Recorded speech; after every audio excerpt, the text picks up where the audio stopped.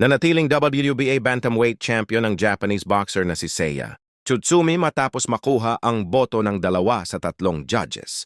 Judge 1, 117-111, Tsutsumi. Judge 2, 115-113, Tsutsumi. Judge 3, 116-112, Donaire Jr. Highlights ng laban, huling rounds, late surge ni Tsutsumi.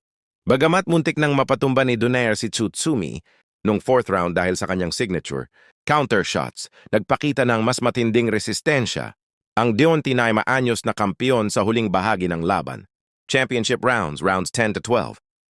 Ginamit ni Tsutsumi ang kanyang pagiging mais bata at volume punching para kontrolin ang distansya. Mas marami siyang nailandang kombinasyon na nagpahina sa depensa ng 43 anyos na si Donaire.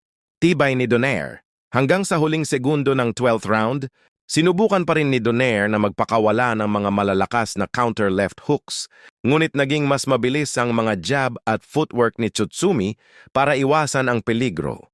Sa kabila ng pagkatalo, pinuri si The Filipino Flash dahil sa kanyang age-defying performance. Sa edad na 43, naipakita niya na kaya pa rin niyang makipagsabayan sa mga elite na bantamweight sa buong mundo. Para naman kay Tsutsumi, ito ang kanyang unang matagumpay na title defense bilang full champion.